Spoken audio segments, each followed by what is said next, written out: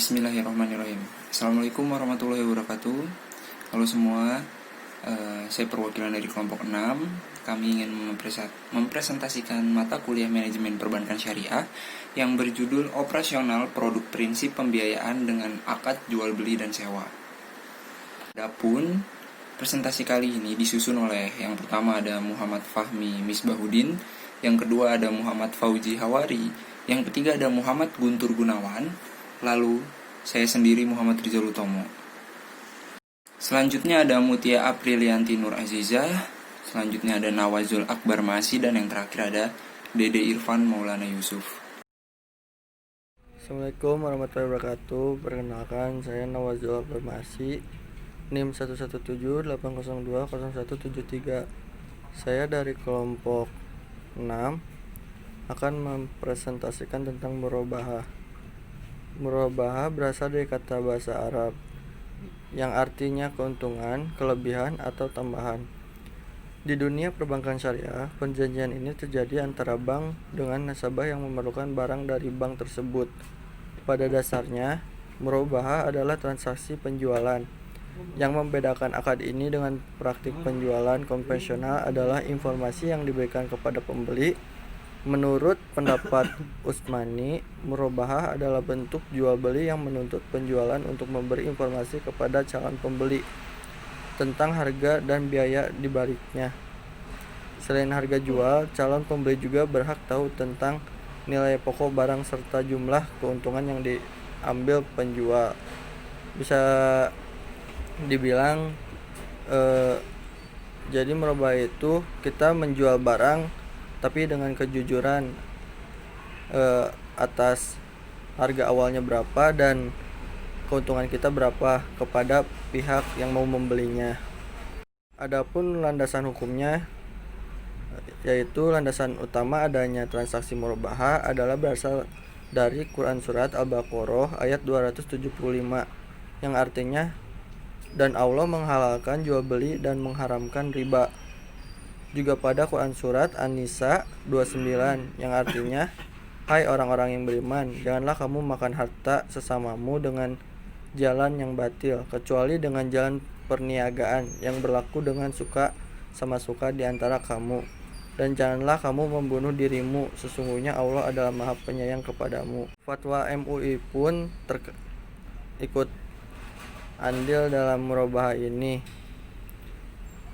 Pada era saat ini di mana transaksi murabahah erat kaitannya dengan praktik pada lembaga keuangan syariah, maka transaksi murabahah tercantum dalam fatwa DSN 04/DSN strip MUI Romawi 4/2000 tentang murabahah. Hal ini dicontohkan seperti ketika seseorang pembeli berkata, beli barang ini olehmu 10 juta, nanti saya berjanji akan membelinya darimu 12 juta. Tidak tunai dan saya pasti akan memenuhi janji yang mengikat. Dan adapun landasan hadis atau fatwa, landasan dari pendapat ini adalah sabda dari Nabi SAW, yaitu tidak boleh melakukan perbuatan yang membuat mudarat bagi orang lain baik permulaan ataupun balasan. Hadis riwayat Ibnu Majah, disahihkan oleh Albani. Kemudian terdapat banyak dalil-dalil dari Al-Quran dan Sunnah yang mengharuskan seorang muslim memenuhi janjinya dan menyebut orang yang tidak memenuhi janji sebagai orang yang munafik. Nabi SAW bersabda, tanda orang munafik itu ada 3: apabila ia berharap ia berdusta, apabila berjanji ia ingkar, dan apabila ia diberikan amanah ia khianat. Hadis riwayat Bukhari. Adapun pendapat jumhur ulama, jumhur atau mayoritas ulama telah sepakat terkait kebolehan akad murabahah. Sebagian ulama mendasarkan kebolehan ini dengan menganalogikan atau kias terhadap jual beli tauliyah, yaitu jual beli dengan harga yang sama dengan harga modalnya. Sebagaimana pada hadis Nabi SAW, Rasulullah membeli unta untuk hijrah dari Abu Bakar dengan harga at par atau tauliyah. Ketika Abu Bakar ingin menghibahkan unta tersebut, Rasulullah mengatakan, "Tidak, saya akan bayar sesuai dengan harga pokok pembelian saman." Adapun syarat dan rukun terjadinya akad murabahah. 1. Sebelum murabahah terjadi, beberapa syarat dan rukun yang harus dipenuhi antara lain: 1. Adanya pembeli dan penjual yang telah baligh dan berakal sehat. 2. Keinginan bertransaksi dilakukan dengan kemauan sendiri tanpa adanya paksaan. 3. Adanya objek akad. 4. Adanya barang atau objek yang akan dijual. 5. Kejelasan harga dan kondisi barang dengan harga yang disepakati bersama. Penjual juga harus memberitahukan harga pokok beserta besaran keuntungan yang diinginkan kepada pembeli. Yang terakhir itu ijab dan qabul. Adapun skema yang sederhananya untuk murabahah, yaitu skema murabahah sederhana dengan dua pihak. Pada murabahah ini hanya melibatkan dua pihak, yaitu penjual dan pembeli. Pada tahap pertama, si A akan menjual barangnya atau motor seharga 12 juta. Harga tersebut terdiri dari harga modal sebesar 10 juta dan margin sebesar 2 juta. A menyebutkan dua harga tersebut kepada si B dengan terang-terangan bahwa harga motornya 10 juta dan marginnya itu 2 juta. Maka ia sepakat dan si B pun sepakat untuk membeli motor tersebut dengan harga 12 juta. Assalamualaikum warahmatullahi wabarakatuh. Saya Muhammad Fahmi dari kelompok 6 akan mempresentasikan tentang akad dan prinsip bai syalam. Melanjutkan materi dari teman saya tadi, Zidan. Yang pertama, definisi bai syalam. Secara bahasa, salam adalah al-itha dan at-taslif. Keduanya sama, bermakna pemberian. Secara istilah syariah, akad salam sering didefinisikan oleh para fuqaha secara umumnya menjadi jual beli barang yang disebutkan sifatnya dalam tanggungan dengan imbalan atau pembayaran yang dilakukan saat itu juga. Nah, jadi begini, bai syalam atau jual beli adalah suatu benda yang dibeli lalu kita memberi uang di depan secara tunai.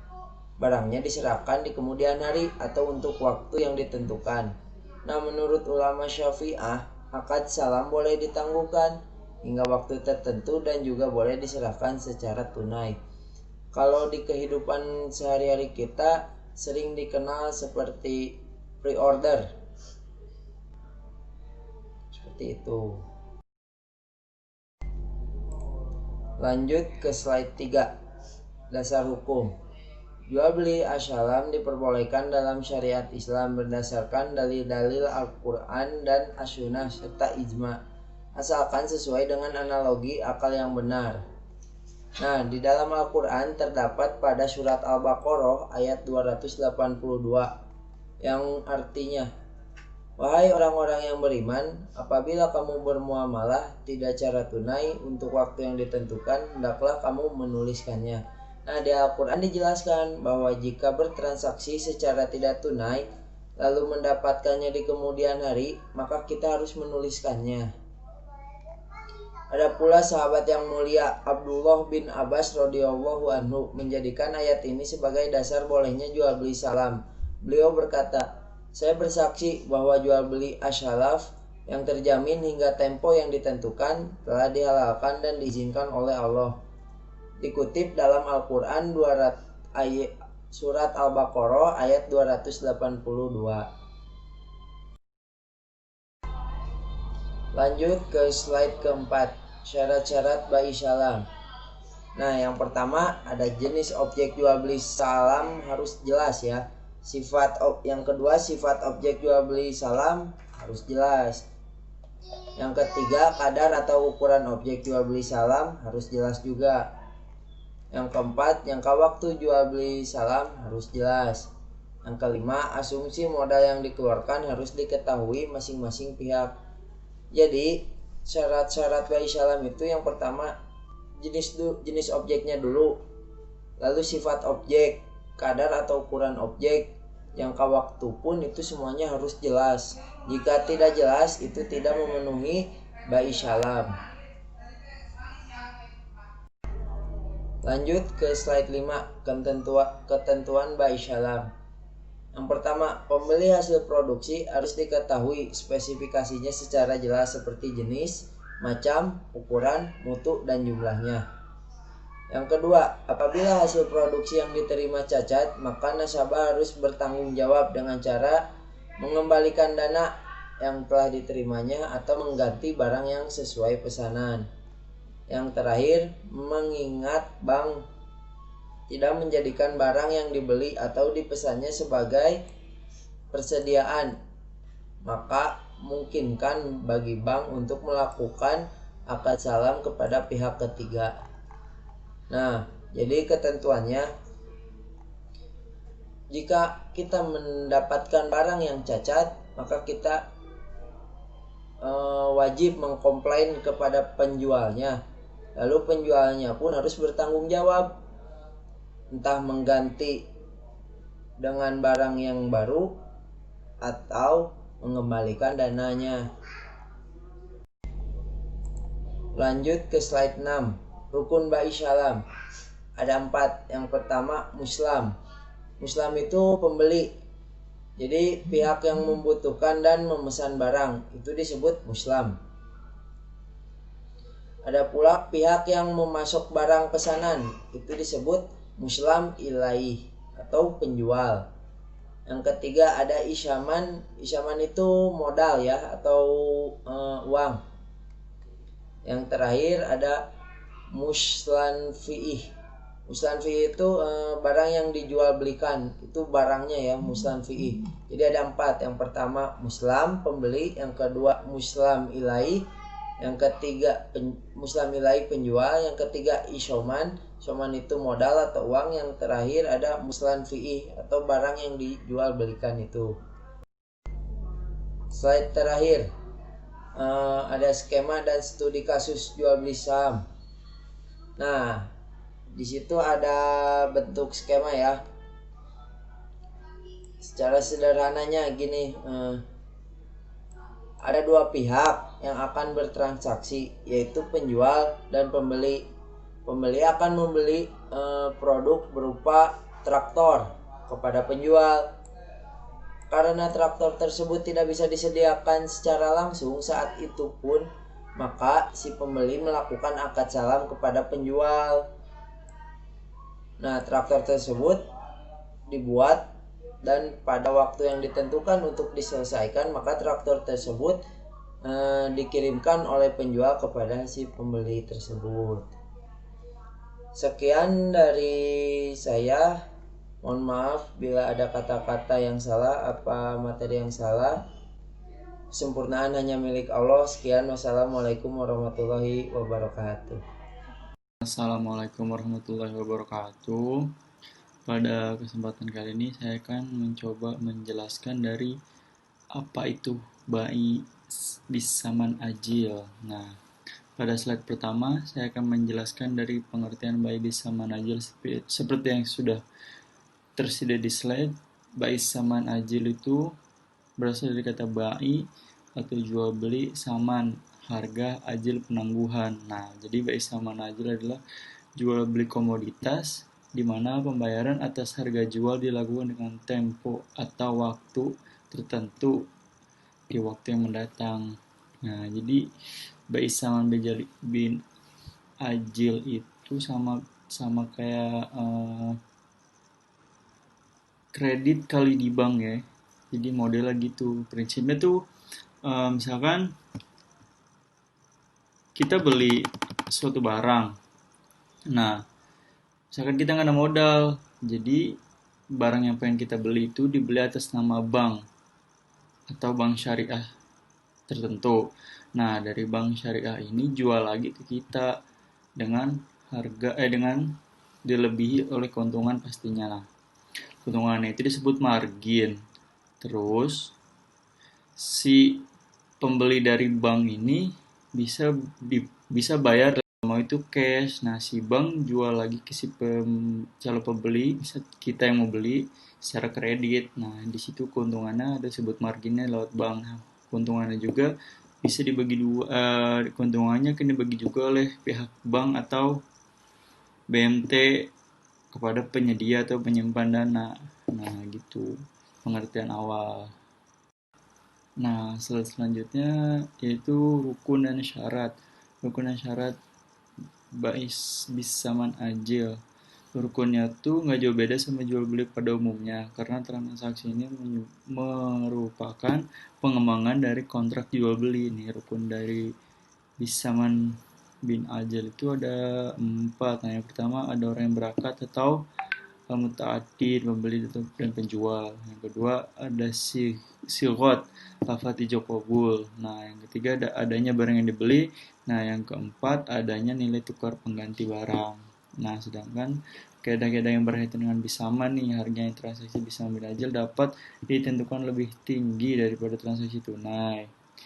Nah, yang kedua, jangka waktu pengembalian dan jumlah cicilan ditentukan berdasarkan musyawarah dan kesepakatan kedua belah pihak. Nah, kesepakatan di sini itu dari pihak pembeli dan pihak bank yang bersedia dikreditkan gitu. Yang ketiga itu manakala nasabah tidak dapat membayar tepat, maka waktu yang disepakati bank akan mencarikan jalan paling bijaksana, ataupun yang ditempuh bank tidak akan mengenai sanksi atau melakukan repricing dari akad yang sama. Nah, jadi kalau misalkan si penjual misalkan si pembeli ini nggak bisa bayar secara berkala dengan lancar, nanti bakal jadi jalan keluar dengan atau melakukan repricing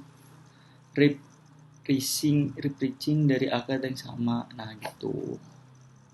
Nah, selanjutnya yaitu skema dan studi kasus. Skema Baisaman bin Ajil ini sebenarnya nggak ribet ya. Coba bisa kita lihat di slide-nya. Baisaman adalah jual beli murabahah, kos tambah margin. Nah, ketika pembayaran dilakukan secara ditangguh dan dicicil dalam jangka yang panjang, sehingga disebut juga kredit murabahah jangka panjang. Nah, kita lihat skemanya, yaitu yang pertama itu nasabah menentukan apa yang akan dibeli, atau nasabah menentukan aset yang mana yang akan dibeli. Nah, yang kedua itu bank membeli aset dari pemilik aset. Nah, yang ketiga itu bank menjual aset kepada nasabah. Yang keempat, nasabah membayar aset tersebut kepada bank dengan cara dicicil. Nah, gitu jadinya skemanya. Sama aja kayak kredit sih, kalau kredit kayak di bank-bank biasa. Cuman kalau dalam ini disebutnya by sama. Studi kasusnya juga gampang sih, bisa kita temui di kehidupan sehari-hari kita. Misalkan kita pengen beli motor ke Honda melewati sistem bank Adira. Nah, nanti si bank itu membayar lunas ke Honda dan motornya dapat kita gunakan atau langsung diserahkan ke kita. Nah, kita bayar angsuran ke bank tersebut. Kita bayar pelunasan uang bank ke bank tersebut secara angsur atau dicicil. Jadi misalkan kita beli motor seharga 20 juta di Honda. Nanti si bank bayar cash 20 juta ke Honda. Nah, kita bayar ke bank secara berangsur dan dilebihi menjadi 120 misalkan, itu tergantung ketentuan bank masing-masing itu. Nah, dibayarnya dicicil per bulan itu. Oke, mungkin sekian dari saya. Assalamualaikum.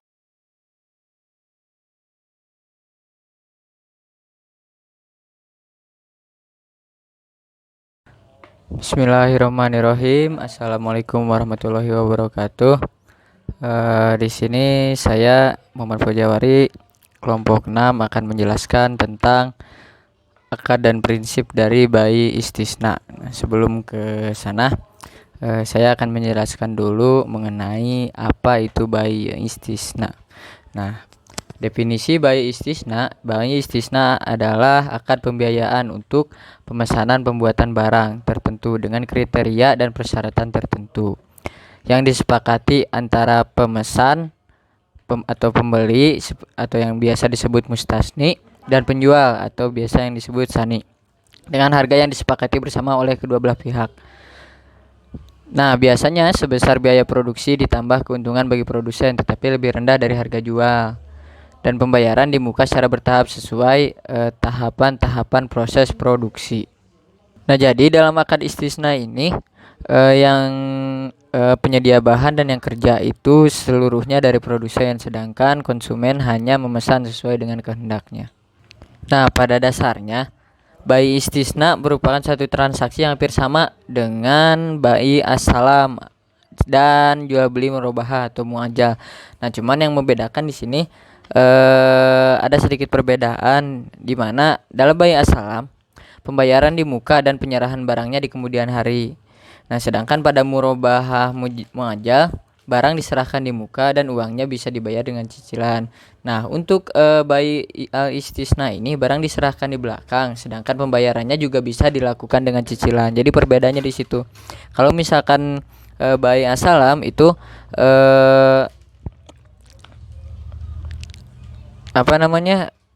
penyerahan barangnya di kemudian hari. Jadi, nah kalau misalkan murabahah muajal itu pembayarannya barangnya diserahkan di muka dan uangnya bisa dibayar dengan cicilan. Nah, untuk bai istisna ini barangnya di kemudian hari dan pembayarannya pun bisa cicilan. Lanjut ke materi selanjutnya yaitu tentang dasar hukum. Jadi di bai istisna ini ada dalil-dalil yang menguatkan terkait yang menjadi dasar hukum dari bai istisna tersebut. Nah, di sini ada dalil-dalil. Yang pertama itu dalil dari firman Allah di surat Al-Baqarah ayat 275 yang berbunyi wa halallahu bai'a wa harrama riba. Nah, jadi ayat ini umum digunakan sebagai landasan hukum terkait tidak diperbolehkannya praktek riba. Nah, itu yang dalil pertama. Dalil kedua itu berdasarkan hadis Rasulullah SAW di mana intinya di hadis tersebut dibahas bahwa Rasulullah SAW pernah diminta dibuatkan cincin berlapis perak. Artinya secara tidak langsung Rasulullah pernah menggunakan praktek bai istisna ini, yaitu memesan terlebih dahulu dan barang diterima di kemudian hari. Lanjut ke dalil ketiga yaitu mengenai pembahasan dari para ulama. Nah, sebagian para ulama bersepakat bahwa umat muslim secara de facto itu meyakini bahwa akad bai istisna ini disepakati dari zaman dahulu dan tidak ada sedikit pun pengingkaran atau tidak dari sahabat maupun dari ulama yang lainnya, atau tidak mengingkari bahwa akad bai istisna ini tidak diperbolehkan. Jadi secara de facto itu umat Islam sepakat bahwa bai istisna ini diperbolehkan. Nah, lanjut ke dalil selanjutnya yaitu dalil keempat, dasarnya dari kaidah para ulama mazhab fikih, di mana bunyi kaidah tersebut yaitu sebagai berikut. Hukum asal dalam segala hal adalah boleh hingga ada dalil yang menunjukkan atas keharamannya. Jadi selama tidak ada dalil yang menunjukkan bahwa bai istisna itu adalah sebuah keharaman, maka selama itu pula bai istisna dalam segi akad itu atau dalam segi pelaksanaannya itu disahkan atau diperbolehkan. Nah, dalil kelima itu didasari atas dasar logika, di mana setiap manusia atau setiap konsumen itu pasti memiliki kriteria barangnya sesuai keinginannya masing-masing. Nah, yang dimana kriteria barang sesuai keinginan masing-masing tersebut itu tidak bisa didapati di pasar-pasar umum yang pada akhirnya harus memesan terlebih dahulu dan diberikan barangnya di kemudian hari. Nah, sehingga dengan praktek tersebut bisa menyenangkan konsumen dan memenuhi kebutuhan dari konsumen tersebut tanpa melanggar syariat-syariat yang ditetapkan oleh Islam. Nah, dalil terakhir itu akad istisna dapat mendatangkan banyak kemaslahatan. Nah, salah satunya tadi kemaslahatannya yaitu bisa menyenangkan baik itu konsumen maupun produsen, dan tidak keluar dari koridor-koridor syariat Islam seperti riba dan sebagainya, tanpa merugikan satu dan lain pihak. Dan keduanya itu atas kesepakatan bersama, di mana tidak ada yang dirugikan sama sekali. Nah, itu dari keenam dalil tersebut itu menjadi penguat dan bukti bahwa bai istisna secara praktek atau secara pelaksanaan itu diperbolehkan. Gitu. Lanjut ke materi selanjutnya, yaitu syarat dan ketentuan dari bai istisna. Nah, di sini ada kurang lebih ada 6 syarat dan ketentuan mengenai akad bai istisna. Yang pertama, syaratnya itu pihak yang berakal, cakap hukum, dan mempunyai kekuasaan untuk melakukan jual beli. Jadi orangnya harus berakal untuk bisa melaksanakan praktek bai istisna ini. Yang kedua, ridho atau kerelaan antara kedua belah pihak. Jadi harus ada kesepakatan antara kedua belah pihak, baik itu pembeli maupun penjual, dan tidak ada pengingkaran janji atau tidak ingkar janji. Nah, berarti di sini berkomitmen bahwa baik itu penjual maupun pembeli menjalankan sesuai apa yang sudah dijanjikan.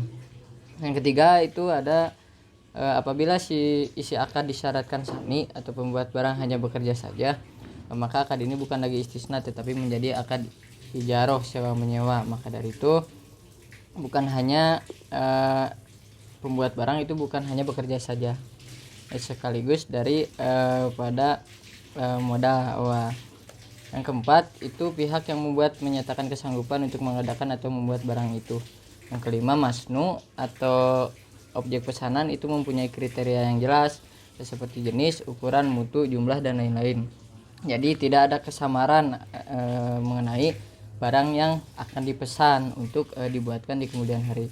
Yang keenam, itu barang tersebut tidak termasuk dalam kategori yang dilarang syara, seperti barang-barang yang haram atau barang yang tidak jelas, yang samar, yang tidak jelas keberadaannya, atau yang najis atau bisa menimbulkan kemudaratan. Nah, untuk rukun bai istisna ini ada 5 rukun yang harus ditunaikan di bai istisna. Yang pertama itu penjualan atau penerima pesanan atau biasa disebut sani, lalu pembeli atau pemesan yang biasa disebut mustasni, lalu ada barang yang dipesan atau disebut masnu, terus ada harga yang disebut saman, dan ijab kabul atau yang disebut sigot. Nah, jadi ada 5 aspek yang harus diperhatikan ketika akan menunaikan praktek bai istisna.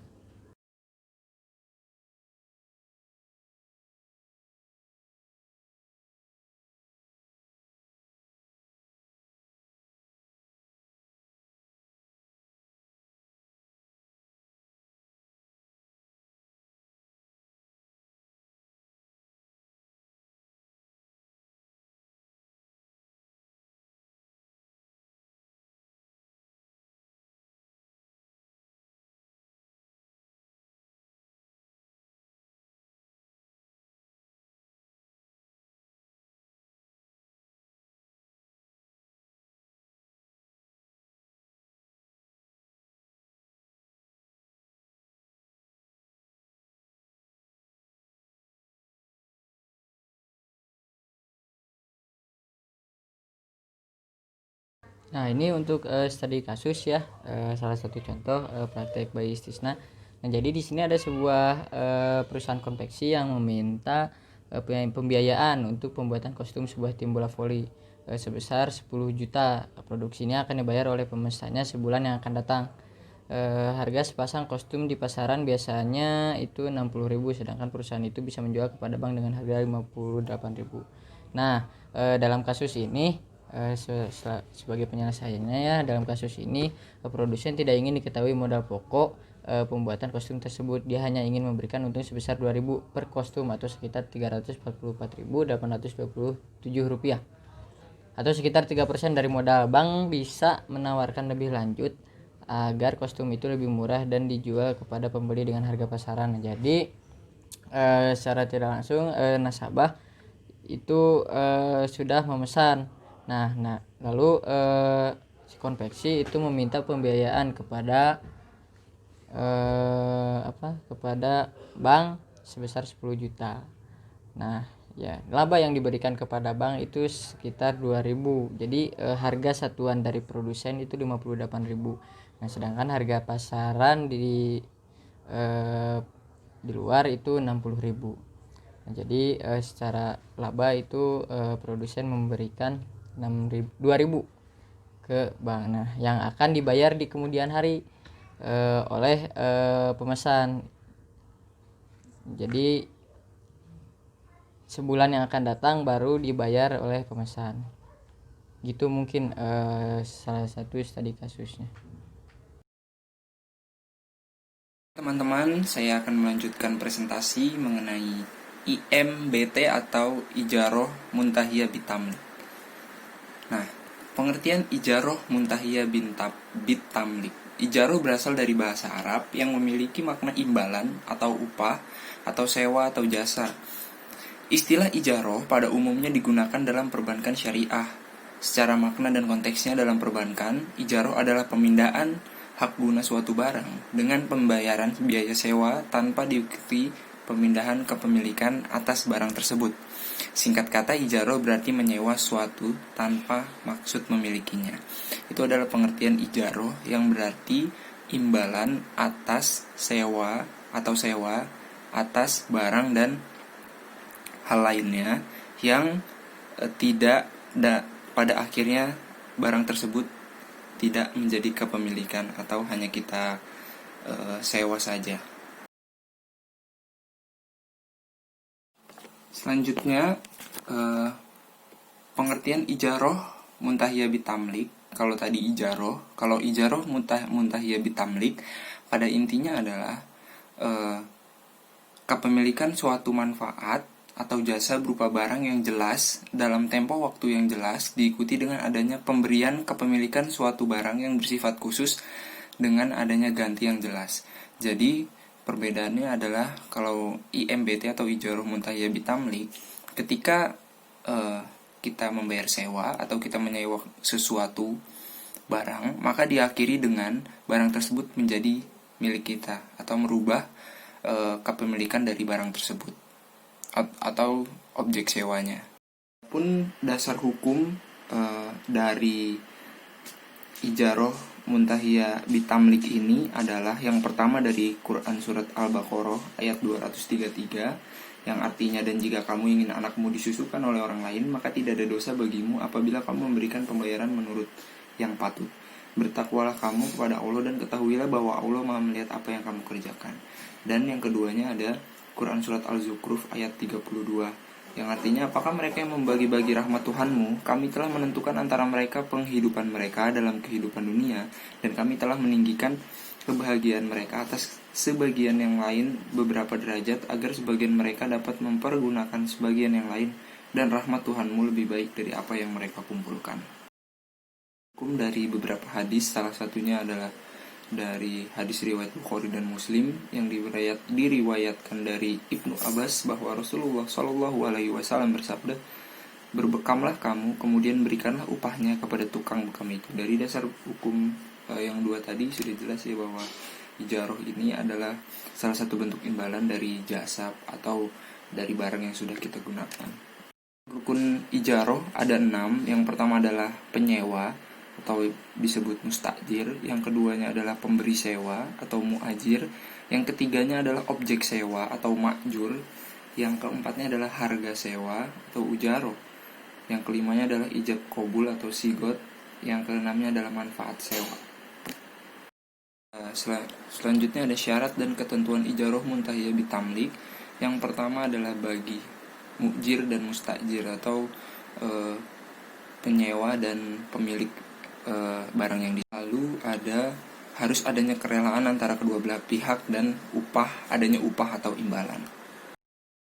Selanjutnya ada syarat dan ketentuan ijaroh muntahiyah bitamlik. Kelanjutannya adalah adanya objek ijaroh. Objek ijaroh ini adalah objek sewa menyewa, dapat diserahkan sebagaimana penyerahan harga, ada serah terimanya. Yang keduanya ada objek sewa menyewa dapat dimanfaatkan sampai kepada masa yang disepakati. Yang ketiga, manfaat benda dapat dipahami dan dikenal. Dan yang terakhir ada penyerahan manfaat objek sewa harus sempurna, yakni adanya jaminan keselamatan objek sewa sampai kepada masa yang disepakati. Selanjutnya ada macam-macam ijaroh. Ada dua, yaitu sewa menyewa yang bersifat manfaat. Contohnya adalah sewa menyewa rumah, toko, kendaraan, pakaian dan perhiasan atau barang. Dan yang keduanya adalah sewa menyewa yang bersifat pekerjaan atau jasa. Ada proses skema dari IMBT ini, yaitu antara nasabah dan bank ketika melakukan transaksi pembelian rumah, di mana diakhiri dengan kepemilikan dari nasabah tersebut atas rumah yang dia inginkan melalui transaksi syariah IMBT lewat akad yang diajukan oleh bank. Dapat dilihat pada skema tersebut sudah jelas bahwa pada akhir nanti nasabah berhak untuk memiliki barang yang dia terima dari mengajukan akad tersebut kepada bank. Terus yang sudah dijelaskan tadi, pada intinya lebih jelasnya adalah Bapak Hasan hendak menyewa ruko selama 1 tahun mulai dari tanggal 1 Agustus 2002 sampai 31 Juli 2003 dan bermaksud membelinya di akhir masa sewa. Pemilik ruko menginginkan pembayaran sewa secara tunai di muka sebesar Rp 2 miliar tanggal 1 Agustus 2002 dan Rp 2 miliar di akhir masa sewa untuk membeli ruko tersebut.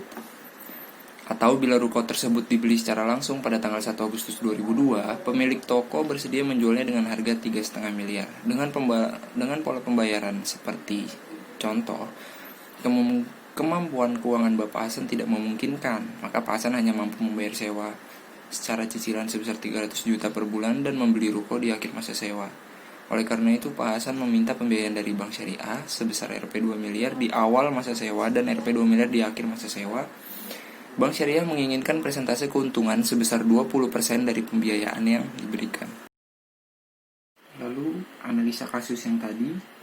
Dari contoh kasus di atas, bank akan membuat analisis keuangan dan juga menentukan akad yang akan digunakan. Yang dalam hal ini, bank akan membuat akad IMBT. Adapun analisisnya adalah sebagai berikut. Yang pertama adalah harga beli tunai plus dengan margin keuntungannya 20% sama dengan 3,5 miliar plus 20% dari 3,5 miliar sama dengan 4,2 miliar. Kemungkinan membayar nasabah adalah 300 juta per bulan, maka dalam setahun bank akan menerima uang sebesar 3,6 miliar dari akad sewa sehingga nasabah masih harus membayar 600 juta. Dan di akhir masa sewa, nasabah membeli barang tersebut dengan harga 600 juta sehingga terjadi perpindahan kepemilikan barang tersebut.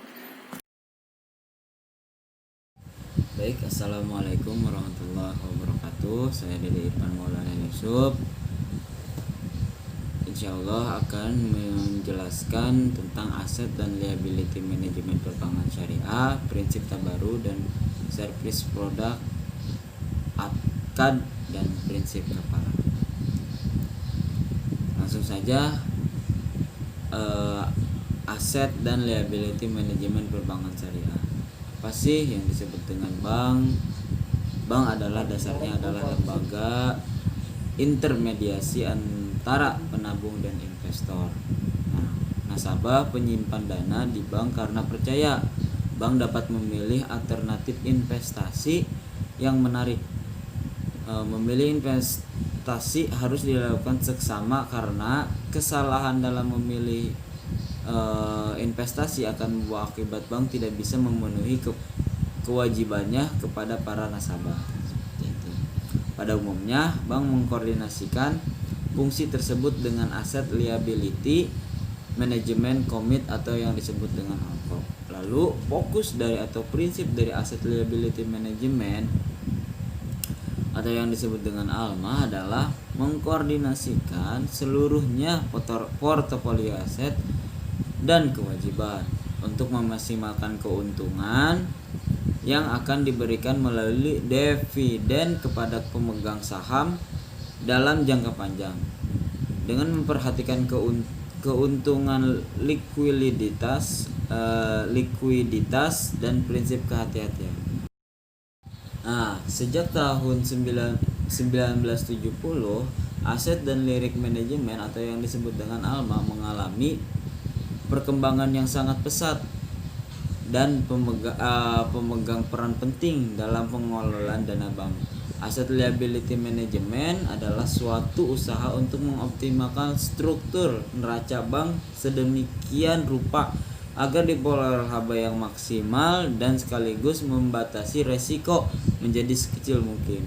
Nah, beberapa yang mempengaruhi dari bank penerapan prinsip ALMA yaitu pertama adanya regulasi sektor perbankan syariah di sebagian besar negara di dunia. Terus fluktuasi suku bunga, sikap para investor semakin kritis, perkembangannya teori tentang corporate finance, meningkatnya kebutuhan modal dan tingkat persaingan yang semakin tinggi. Nah, selanjutnya yaitu prinsip tabaru dan service produk. Apa sih yang disebut dengan akad tabaru? Akad tabaru adalah merupakan semacam perjanjian yang menyangkut non for profit transaksional atau transaksi nirlaba. Nah, transaksi ini pada hakikatnya bukan transaksi bisnis untuk mencari keuntungan.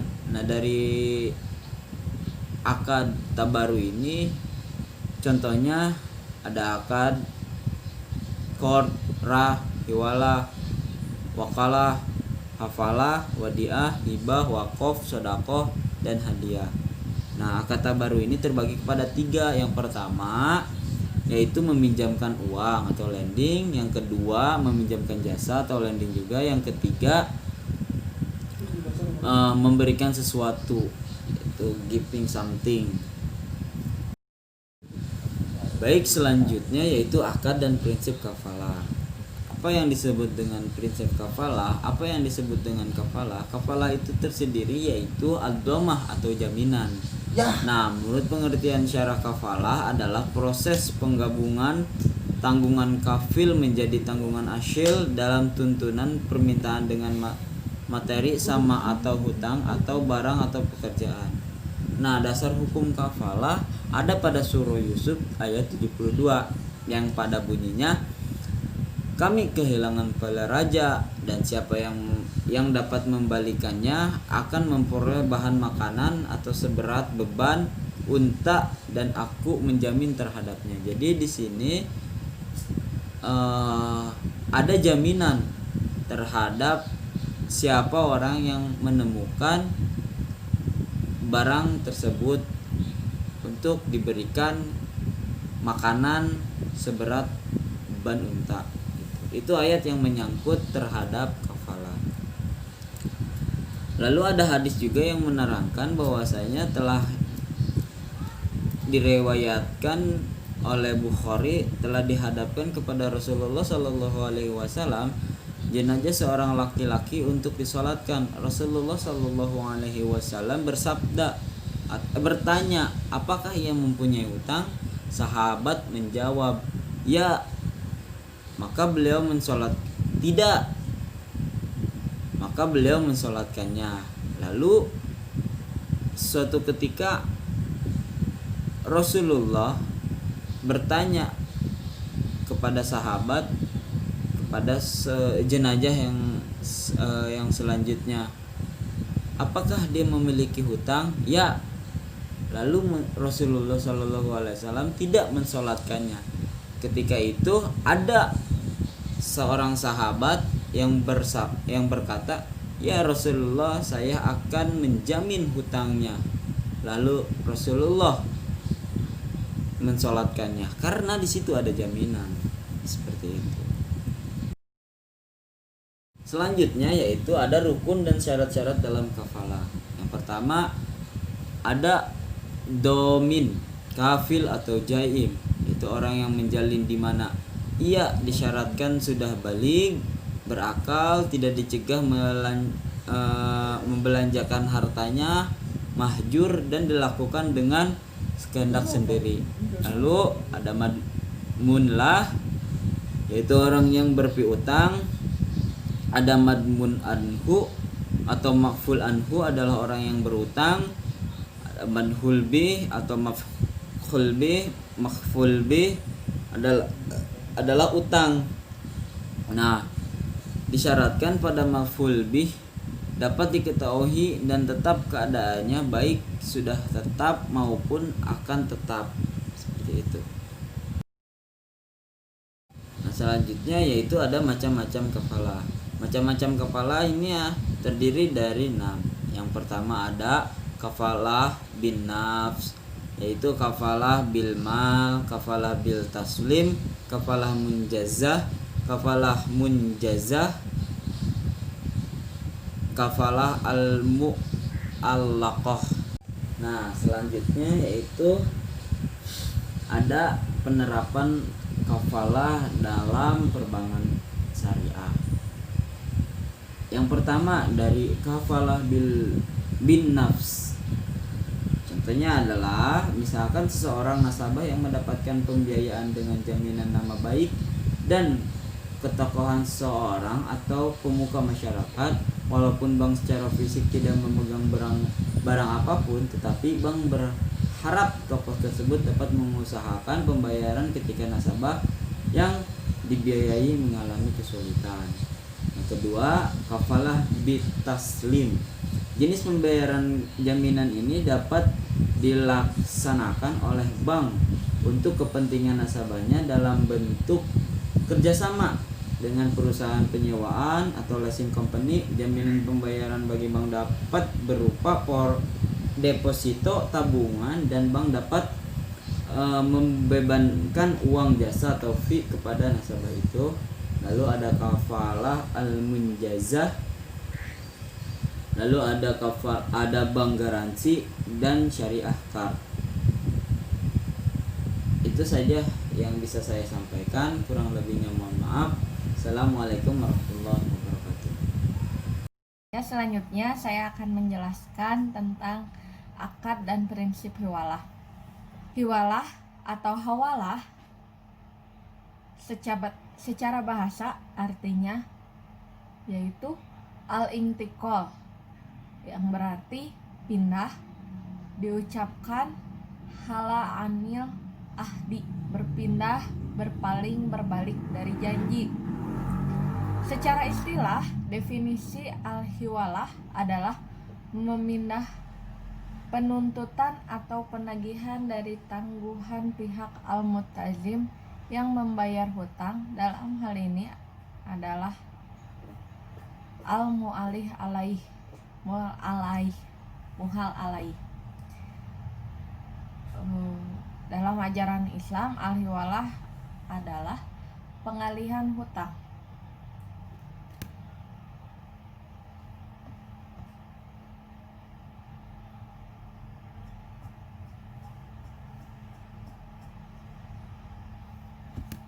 Di antara bentuk muamalah yang diatur dalam ajaran Islam adalah masalah pengalihan hutang atau dalam istilah syariah dinamakan dengan al-hiwalah. Pengalihan hutang ini telah dibenarkan oleh syariat telah dipraktikkan sejak zaman Nabi Muhammad SAW sampai dengan sekarang. Al-hiwalah menurut para ulama. Menurut istilah ulama fikih adalah mengalihkan al-tahwil, utang dari tanggungan pihak asli. Dalam hal ini adalah al-muhil, ketangguhan pihak al-muhal alaih sebagai bentuk atas atau penguatan, penjaminan dan penjaminan. Ulama Hanafiyah mendefinisikan al-hiwalah sebagai berikut: sebuah akad yang menghendaki pemindahan suatu utang dari tanggungan ke tanggungan yang lain.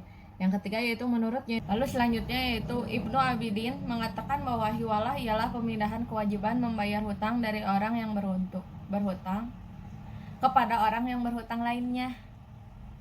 Menurut Kabal bin Ahuman mengatakan bahwa hiwalah ialah pengalihan kewajiban membayar utang dari beban pihak pertama kepada pihak yang berhutang kepadanya atas dasar saling mempercayai. Yang terakhir yaitu menurut mazhab Maliki, Hambali, dan Syafi'i, hiwalah ialah pemindahan atau pengalihan hak untuk menuntut pembayaran hutang dari satu pihak ke pihak lain. Perbedaan di antara definisi-definisi tersebut di atas yaitu terletak pada kenyataan bahwa mazhab Hanafi menekankan dari segi kewajiban dalam membayar hutang karena hutang itu wajib. Hiwalah menurut hukum perdata, hiwalah adalah serupa dengan lembaga pengambil alihan hutang,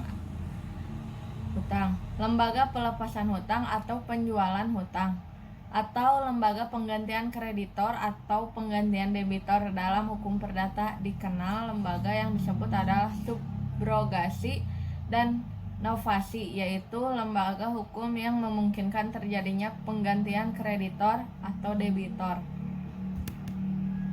Itu ada prinsip hiwalah. Prinsip hiwalah ada 3 bagian, yaitu yang satu tolong menolong, yang kedua yaitu ada tidak boleh menimbulkan riba, membayarnya tidak boleh kurang dan tidak boleh lebih dari hutang.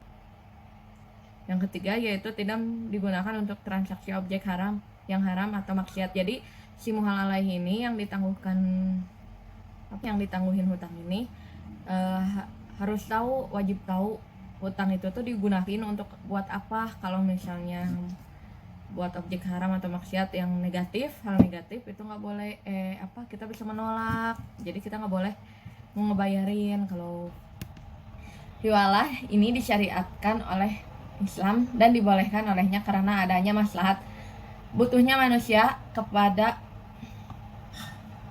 serta adanya kemudahan dalam bermuamalah.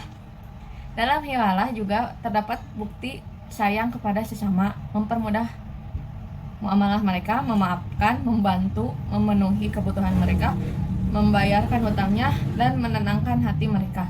Dipaparkan landasan syariah dan landasan hukum positif tentang hukum hiwalah tersebut, yaitu ada landasan syariah.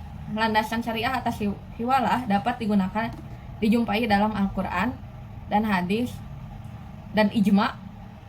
Landasan syariah hiwalah dalam Al-Quran surat Al-Baqarah surat kedua ayat 282 menerangkan bahwa dalam hutang piutang atau transaksi yang tidak kontan hendaklah dituliskan sebagai ketika ada perselisihan dapat dibuktikan.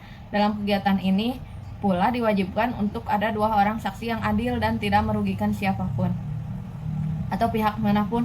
Saksi ini adalah orang yang menyaksikan proses hutang piutang secara langsung dari awal.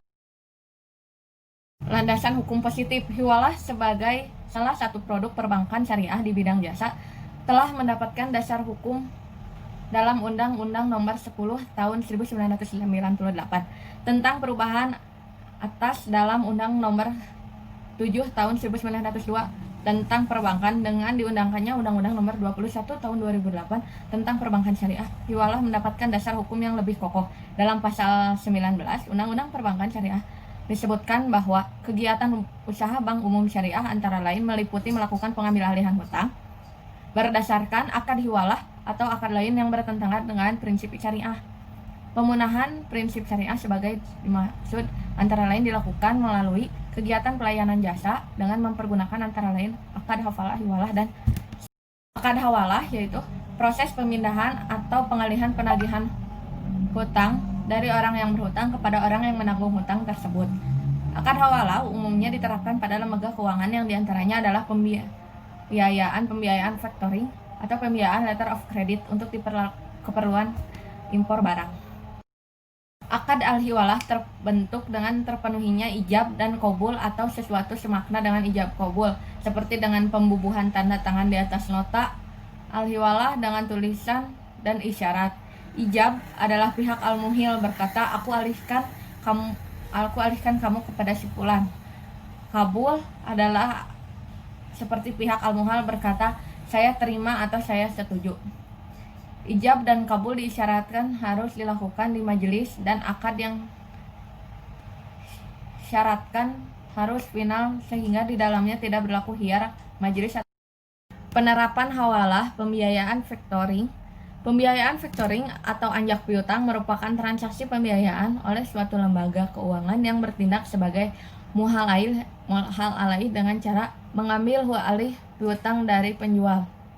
pemberi jasa al-muhal atas hutang pembeli penerima jasa al-muhil. Pertama yaitu kontraktor atau muhil berhutang kepada supplier material muhal atas pembelian bahan-bahan bangunan. Yang kedua yaitu muhal mengalihkan piutangnya atas hutang muhil kepada lembaga pembiayaan syariah atau muhal alaih atas pengetahuan kontraktor yang disebut muhil. Yang ketiga yaitu atas pengalihan ini lembaga keuangan syariah membayar sejumlah uang sebesar hutang muhil setelah dikurangi ujrah. Yang keempat, pada saat jatuh tempo, hutang kontraktor atau muhil melakukan pembayaran kepada lembaga keuangan syariah atau yang disebut muhal. Yang selanjutnya yaitu penerapan hawalah pada pembiayaan dalam rangka impor. Pembiayaan dengan akad hawalah pada transaksi dalam rangka impor diawali dengan akad wakalah atau kafalah dengan skema sebagai berikut. Akad hawalah dilakukan antara importer atau muhil dan bank syariah muhal alaih untuk mengalihkan hutang importer kepada eksportir atau muhal menjadi hutang importer kepada bank syariah. Syarat al-muhil ada 2 syarat untuk muhil sebagai berikut. Ia harus memiliki kelayakan dan kepotensian untuk mengadakan akad, yaitu adalah orang yang berakal dan balik. Berdasarkan hal ini berarti balik adalah syarat berlaku efektifnya akad al-hiwalah. Yang kedua yaitu ada ridho dan persetujuan al-muhil. Maksudnya atas kemauan sendiri, tidak keadaan terpaksa. Jadi apabila pihak al-muhil dalam kondisi dipaksa atau mengadakan akad hiwalah, maka akad hiwalah tersebut tidak sah. Karena al-hiwalah adalah bentuk al-ibrah atau pembebasan yang mengandung arti al-tamlik dan pemilikan. Terpenuhi dalam kaitan dengan pemilik al-muhal, yaitu al-muhal itu si pemberi pinjamannya. Dia harus punya kelayakan dan kompetensi mengadakan akad sama dengan syarat pihak pertama al-muhil, yaitu ia harus gabul dari pihak al-muhal adalah termasuk rukun 36 hiwalah. Ia harus juga balik sebagai syarat akad hiwalah yang ada bisa berlaku efektif. Yang kedua yaitu ada ridho dan persetujuan al-muhal. Oleh karena itu tidak sah apabila al-muhal dalam keadaan dipaksa berdasarkan alasan yang telah disinggung di atas. Yang ketiga yaitu qabul yang diberikan oleh pihak al-muhal harus dilakukan di majelis akad. Yang selanjutnya yaitu ada syarat-syarat al-muhal alaih. Syarat-syarat al-muhal alaih yang ditangguhkannya, yang dipindahkannya tanggungan tersebut. Dengan syarat-syarat al-muhal yaitu ia harus memiliki kelayakan dan kompetensi dalam mengadakan akad, yaitu harus berakal dan balik. Jadi tiga-tiganya ya, kalau belum balik itu harus ada persetujuan dari walinya. Kalau enggak ya enggak akan sah. Yang kedua yaitu ada ridho pihak al-muhal alaih. Yang ketiga yaitu qabulnya harus dilakukan di majelis akad.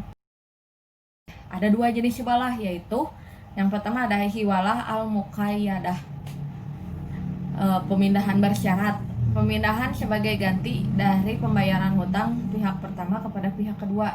Jika A berpiutang kepada B sebesar 1 juta rupiah, sedangkan si B berhutang kepada si C sebesar 1 juta rupiah, kemudian memindahkan atau mengalihkan haknya untuk menuntut piutangnya yang terdapat pada si C kepada si A sebagai ganti pembayaran hutang B kepada A. Dengan demikian hiwalah al-muqayyadah pada satu sisi merupakan hiwalah al-haqqi karena B mengalihkan hak menuntut piutangnya dari C kepada A. Yang kedua yaitu ada hiwalah al-mutlaqah, pemindahan mutlak, pemindahan utang yang tidak ditegaskan sebagai ganti dari pembayaran hutang pertama kepada pihak kedua, yaitu jika A berhutang kepada B sebesar 1 juta rupiah, si C berhutang kepada si A sebesar 1 juta rupiah, mengalihkan hutangnya kepada si C sehingga si C berkewajiban membayar hutang A kepada B tanpa menyebutkan bahwa pemindahan hutang tersebut sebagai ganti dari pembayaran si C kepada A. Dengan demikian hiwalah al-mutlaqah hanya mengandung hiwalah ad-dain karena yang 42 dipindahkan hanya hutang A terhadap B menjadi hutang C terhadap B. Di atas ini dapat dijelaskan bahwa si muhal sebagai pihak pertama yang memberi hutang kepada B, sedangkan pihak B yang berhutang kepada A yang mengajukan pengalihan hutang kemudian pihak ketiga atau muhal alaih yang menerima pengalihan hutang dan hutang itu disebut al-muhalbi. Terakhir yaitu berakhirnya hiwalah. Apabila kontrak hiwalah telah terjadi, maka tanggungan muhil menjadi gugur. Jika muhal alaih bangkrut atau pailit, meninggal dunia, maka menurut pendapat jumhur 45 ulama, muhal tidak boleh lagi kembali menagih hutang kepada muhil, karena menurut Imam Maliki, jika muhil menipu muhal di mana ia mengiwalahkan kepada orang yang tidak memiliki apa-apa atau fakir, maka muhal boleh kembali lagi menagih hutang kepada muhil, kepada pihak pertama, jadi tidak bisa dipindah alihkan. Yang ketiga yaitu jika muhal alaih telah melaksanakan kewajibannya kepada muhal, itu berarti akad hiwalah benar-benar telah dipenuhi oleh semua pihak. Yang keempat yaitu meninggalnya muhal sementara muhal alaih mewarisi harta hiwalah, karena pewarisan merupakan salah satu sebab kepemilikan. Jika akad ini hiwalah muqayyadah, maka berakhirlah sudah akad hiwalah itu menurut mazhab Hanafi.